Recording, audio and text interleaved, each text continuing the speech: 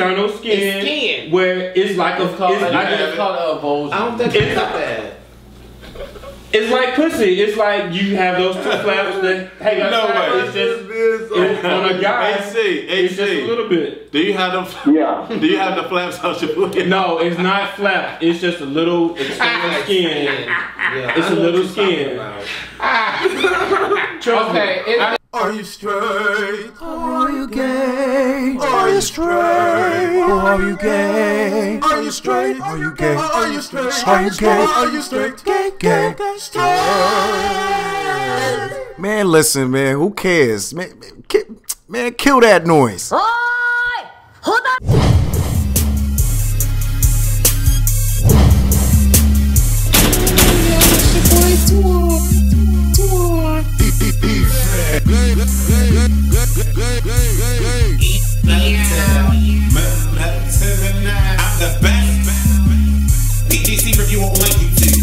I am Wesley the Crazy Man. Shut your mouth. Shut your mouth. Shut your mouth.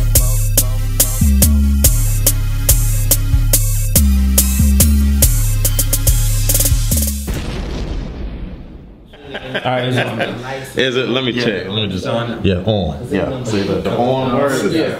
That is a you don't see it like that. You need a meter. It don't show the sound You need a meter. up and down. We had to upgrade your camera. No, that's the one. That's the latest. No. TS5. No, Yeah, that's the latest. I just don't know how to use it. Is this thing on?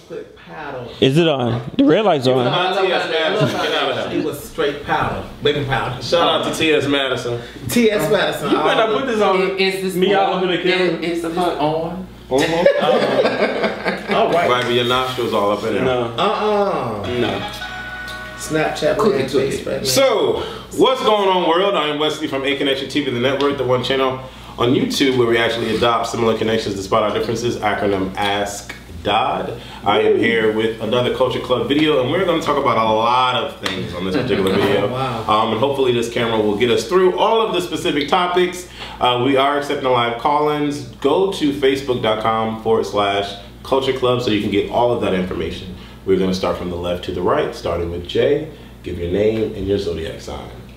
Jeremy and Aquarius. I'm Hector, the Scorpio. I am Leo. I'm sorry. I am Wes, the best Leo to ever do it. Excuse me. That's true. Andres, the Aries. Hi, I'm TC again. I'm a Libra. Hi. Fix it.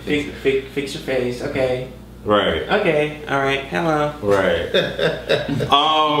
This particular Culture Club is gonna embody a lot of deep topics, and we're gonna go all over the board. But the first topic that I wanted to bring up to the panel is insecurities. Every single individual on the face of this earth has a particular insecurity. Some has, like a couple of people have many insecurities, and you know, you have those select few that only have one insecurity. But my insecurity is that I am a gorilla, okay? And what I mean by that is literally I am a hairy black man. I have hair on my back, I have hair on my legs, I have hair on my arms. My facial hair grows back every freaking hour. It starts to grow. So I could, like I shaved today, tomorrow morning I'm gonna have stubble.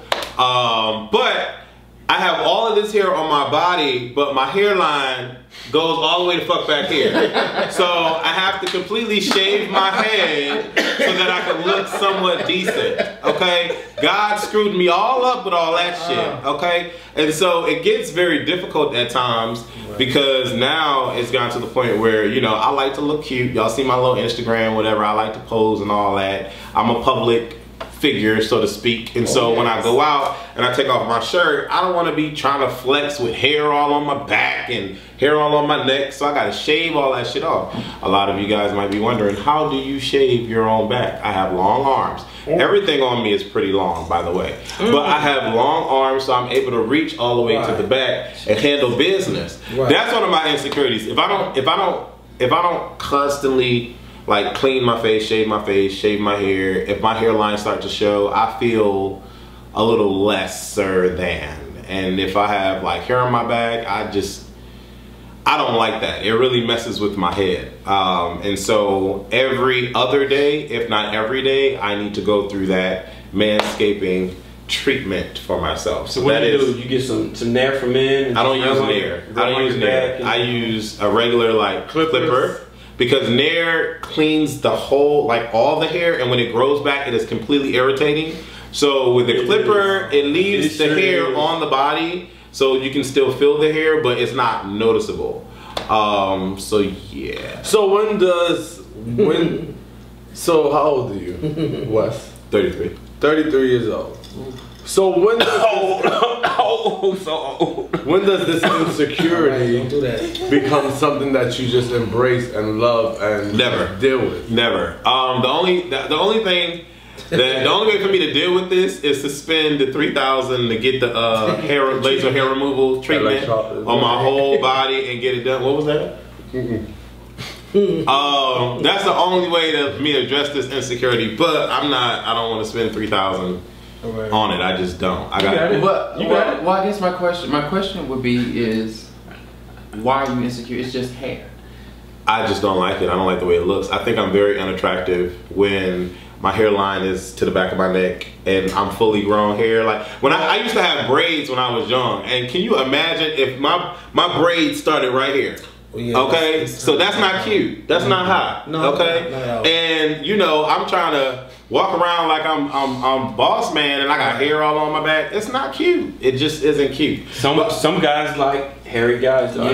Most don't. The hair, but most you could be a baby don't. The head, I understand. Some guys like. You be a cub. I know. No, I'm not. But that's one of my insecurities. Round table, go ahead, speak on it. Me? Bold and blunt. Okay, bold and blunt. Well, for me, one of my insecurities, I think still is now though, is my skin complexion. And I battled with it all of my life. Is because I didn't think I was accepted because I was dark skinned. And there are some guys that are darker than me, but I, am very dark skinned. I didn't think I was accepted. So I remember praying to God when I was young, like, Lord, please. I was like, God, can you make me white? Because I just thought that white people had the prettiest girls, they had great lives, and I thought you had to be accepted, you had to be white or lighter skin.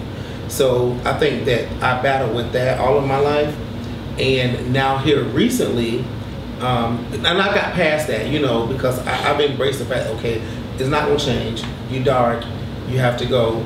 But gay America, sometimes make it seem as if you have to be lighter skinned to be accepted. But I have accepted the fact that I am dark skinned and I'm okay with that.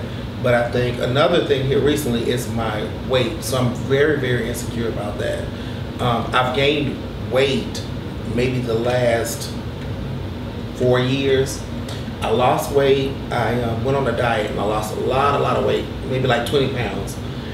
But at that time when I lost the 20 pounds, I was maybe like 170 at that time. So I lost 20 pounds, I was like 150. So I was in my prime, I was looking good, I was feeling good. But then, I was like, oh, let me go have a burger. Let me go have a steak. Let me go have this. So I gained all that weight back.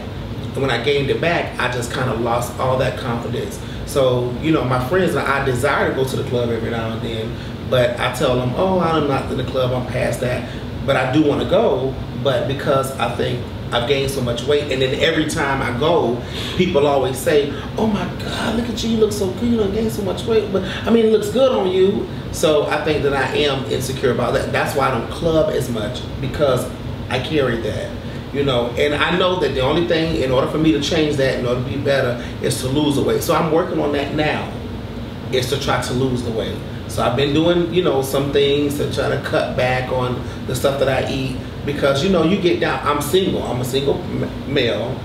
I desire to have a boyfriend or desire to be with someone, but I don't think that anybody's going to like me only because, I am overweight or for what the gay community considers to be accepted weight size, maybe. So, that's just me. That's just what I've dealt with and I'm dealing with now, is my weight, and that's an insecurity for me.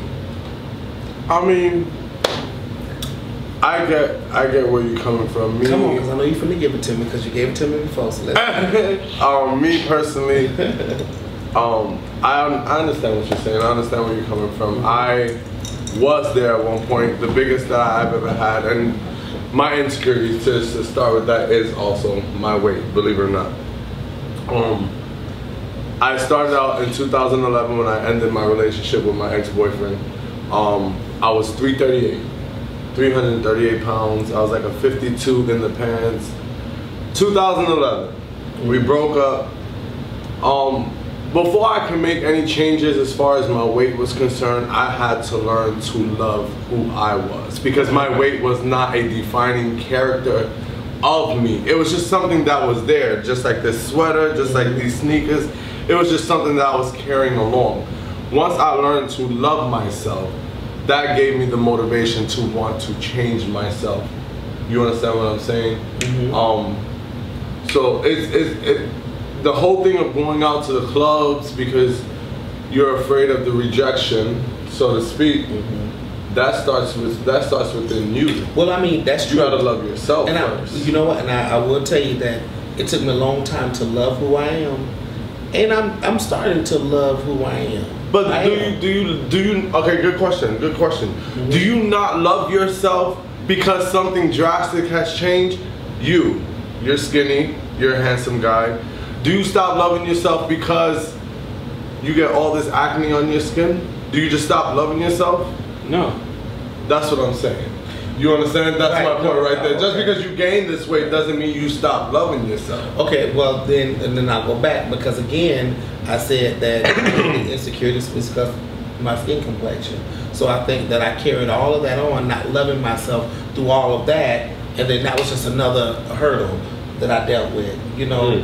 So because I still didn't love myself completely, because I didn't know the skin complexion, and then I gained the weight. So now I was, you know, hitting myself and pushing myself down further. I mean, I'm at a point now where I'm starting to love myself. I look in the mirror and I have to constantly tell myself, like, I don't know why we gotta go through this, because I knew this was gonna be. Well, because I think you're a very handsome guy. And I appreciate that. Yeah. But what you see, I don't see that. Yeah, but that's what I'm saying. You need to see that. Well, no, but I mean, when I look in the mirror, I do tell myself, well, you know, you're kind of cute. You look nice today. So I do tell myself that. But again, you know, because. Well, wait. So what do you think, like, people who are good looking do? Do you think they sit there and praise themselves all the time? Because for me, I don't be like every day like, oh, I look good today, I look good today. There's certain times that I look at myself, just like you just said, and I be like, damn, you look good today. Like, bitch, you good. You know what I'm saying? So, no, but I mean, I was at that place. I mean, I haven't been this size all my life. Right. So, you know, 4 years ago when I was in my prime and I was feeling good and I felt like I looked like somebody, or I felt accepted, you know, I didn't say, oh damn, I look good today, or I wasn't like always constantly in the mirror, like whatever. I mean, I just went with the flow. I just think that it just set me back because I gained the weight. You know, that was just an issue. So it's just my issue, my insecurity. I'm sorry. I would say this, coming from a person, people, they tell me all the time, oh, you're cute, you're handsome, what have you, whatever. For the longest time, I did not see that within myself. Only thing I seen was this tall, lanky, skinny kid who always got picked on for being so skinny. I mean, like, people would literally grab me by my arm. Oh, look at this right here. I can touch my index finger, or I can touch my pinky.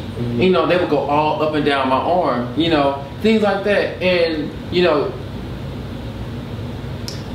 excuse the terminology, but fat kids think that they get it hard. Skinny kids get it hard as well. We get it just as worse. You know, and like for me growing up, I had that insecurity. I always wanted to be bigger than what I was. And then, you know, don't walk around with your shirt off. Oh, you got a bird chest. How many times you hear that? Oh, you got a bird chest, you got a bird chest. You need to do some push-ups, you need to do whatever. Right. You know, things of that nature. All that stuff trickled over into my adulthood. And I had those insecurities. No matter how cute somebody thought I was, I didn't see that within myself. And so, for me, a part of that led into when I was 26, I believe, 26, 27, around that age, where I was at rock bottom and I wanted to check out on life. because of my insecurities and owning other people's problems. And it wasn't until May 17, 2010 was the day in which I actually tried to commit suicide, and I thank God for that day, even though I was not successful. That was the day in which I reestablished, and what all of this boils down to is your own self-worth. That's it. You have to find your self-worth, and it may take a traumatic experience such as, you know, ODing on pills and getting your stomach pumped and you have to drink charcoal and then being locked on a psychiatric ward for 4 days to realize that the issues in which I'm dealing with compared to those who are in the same situation are less, like, my issues weren't all that bad compared to the people that was on that. Somebody else, yeah. Yeah. So all of that is what you went through? All of that is what I went through. Wow. Yes. So what are your other insecurities? Besides your appearance and your being skinny? For the longest time, I was considered the good child. I'm the baby of 4, and I was the one that was supposed to graduate from high school, go to college, and just be this successful child. Granted, I did those things, but I did those things because I was told to do that from a very young age. From the time in which my mother had went to prison, she said, you're gonna go to school, you're gonna do what you have to do to make sure that you graduate from high school and you're gonna get a scholarship and go to college. That's what I did. Right. I did that for her. I didn't know what I wanted to do, honestly, until 29. And I'm about to be 32. So, for that long period of time, I did what my family told me to do, which it got me into it put me into situations. Now granted, people don't know this, well, y'all know this because y'all are my friends, but I have 2 kids. The first kid that I had, it was, long story short, I had a kid with a girl in which I loved from childhood, and we were the best of friends or whatever, and we just so happened to have a kid. My second kid, I love him to death. That kid came from out of a marriage in which I'm not going to say that I was forced into, but I was heavily pressured into going into, because it goes back to, well, you're 25, you need to settle down, you already got 1 kid, you need to be thinking about family, so on and so forth. Got into that whole situation, got married, ended up having a kid, going through all of that. I'm single now. So, you know, I had to find out who I was, and it took time, and I don't regret any of the decisions in which I made, because ultimately I had to face and address the fact that, you know, I played a part in all these things. Granted, I had a lot of family influence, but I still played the part, and you have to own it.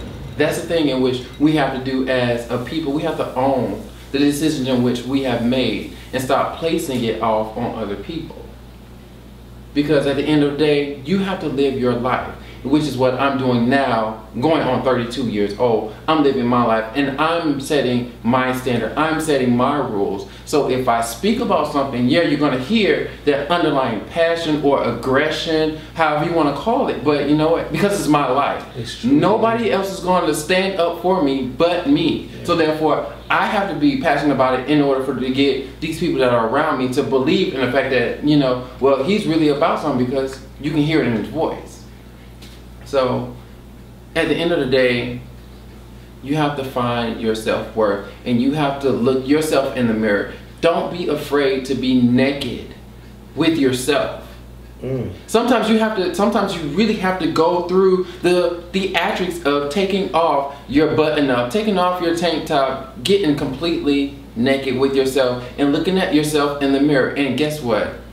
Anything in which you don't like in your reflection, you are the only one that can change it. No one else can. Take it from somebody who has done that. I've done it. And I don't have all the answers. I don't have I don't have it all together. I really don't. And there are plenty of times, especially being a parent of 2 young males, sometimes I'm like, am I doing this shit right? But you know what? Only thing I can do is be there for my children and just show them what I think is right. And I just pray that the Lord, you know, He guides me in the right direction. And you have to find the balance. Wow. Wow. Sorry for my type. No, that's intense. That's intense because a lot of, I mean, well, before I get all into that, what is your insecurity, sir? Well, people might say that my insecurity is being skinny, but I have learned to embrace the stature, you know, especially since moving to Orlando, you know, getting out of Mississippi and Mississippi. Just, I don't know, it was just something about Mississippi that just held me back, you know, and people say that, you know, often. But just moving to Orlando and going to Sizzle, you know, and I walked around the beach, you know, with my shirt off and went to the pool party with my shirt off. I just felt good. I just felt like something other than my skinniness was holding me back. But anyway, something that I think that's holding me back now or my insecurity is to be perfect.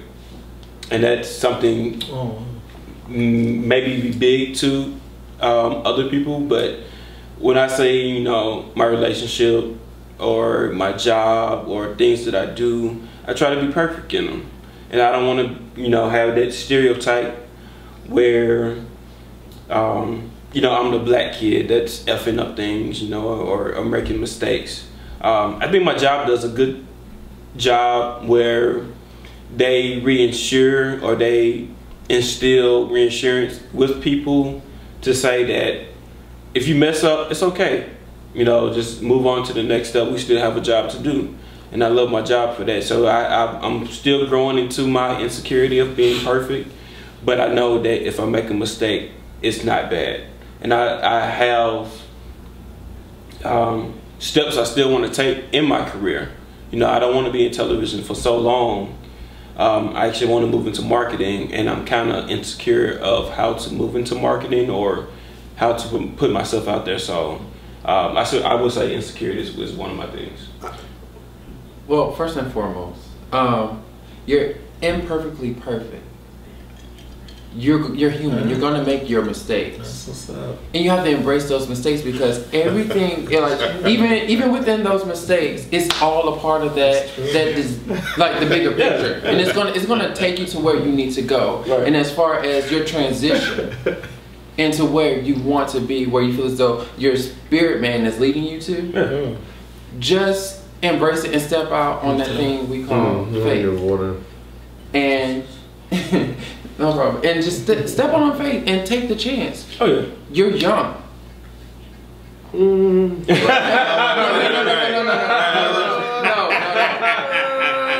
We're young. I think everybody. Don't try it. I think everybody on this panel is older than I am. So whatever. Don't try it. Okay. But get back to Dr. Phil. Go ahead. Get back to Dr. Phil. But no, just. It's more like young look right now. Oh my God! Come in. No, but no. Yeah. But no, just embrace it. Take the chance. And if it doesn't work, guess what? Your resume Wait. I get your advice, but you are at an age. Right. And I'm just keeping it real. I am at an age. You're at an age where you can't fall off and try again. You don't have that many more chances. I've been in my job for 10 years. That's stability. That's vacation time. Trust and believe. I believe that. Trust and believe. I've been in a position where when I was 17, that's all I knew was work. I'm one of those black kids that didn't go to college, that didn't do what every other black kid has been told to do, because when I was young, I just knew for myself that I had to just live.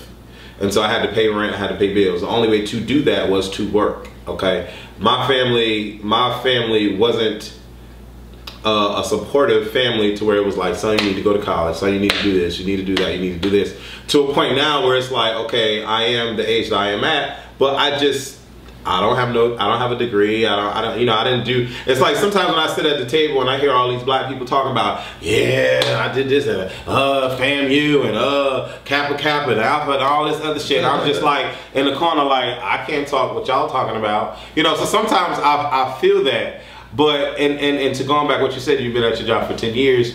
I lost my job a year and a half ago, and that's all I knew was work. Like consistent, constant money. That's all I knew. You know what I'm saying? And now I don't have that living in Florida. I mean, I'm not completely broke and homeless, but you know what I'm saying? I never understood what it was like to have to worry about saving money until like now. And like now it's just like, well, I could just throw $1,000 on something or throw $500 on something and not bat a lash. Now it's like I gotta worry about $300 or I can't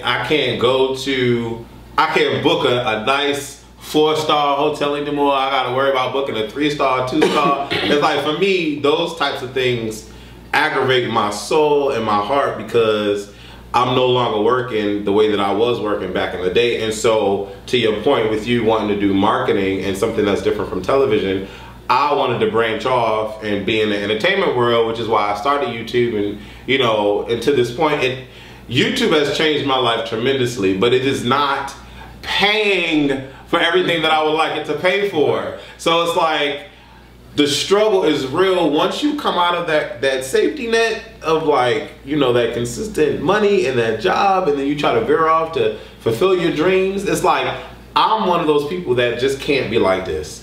I gotta be stable. The seesaw effect, it blows my head. Me moving to Florida was one of the biggest, the only regret of my life. Me moving to Florida because even at the age of 33, I've gone through so many new experiences here. It is unreal. It sounds to me that it's more of a humbling experience for you. Right. But I mean, it aggravates me. It's not a bad thing, but it sounds like it's more humbling. It aggravates me because that's the only way that I'm able to look at it now, is that I have to look at it like a humbling thing. And right. You know,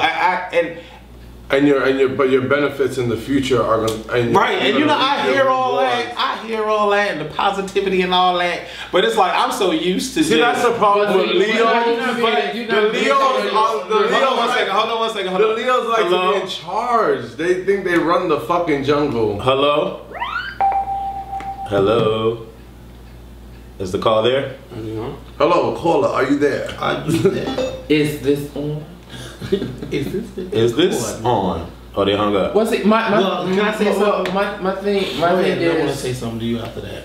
Let him talk, cause you no. I was saying, no, because I was gonna just tell you, like you saying that, you know, with you losing your job and you know, you hear that, oh, this is a humbling experience, but all that. Okay, for me, January of 2014, I lost my job, right?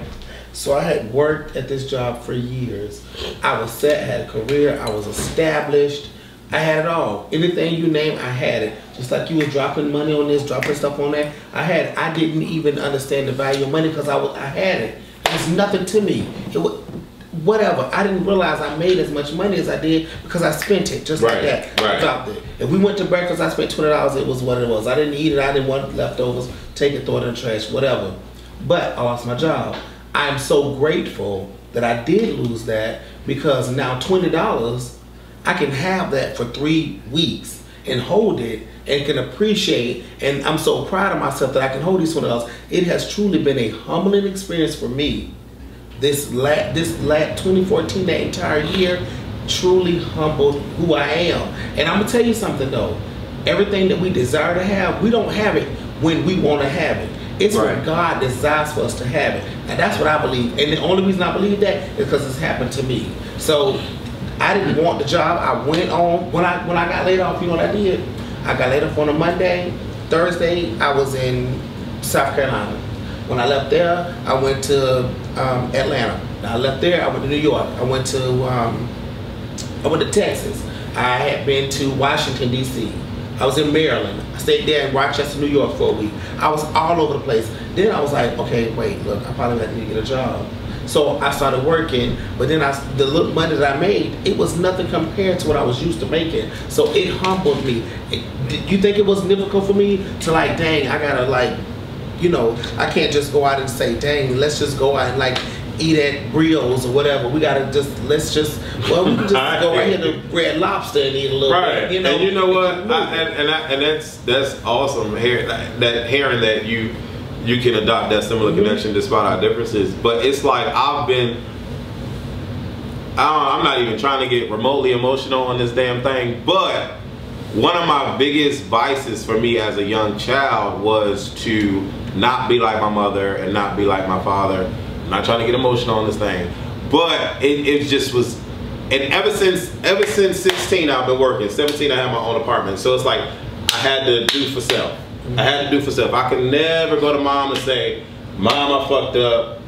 I need to stay at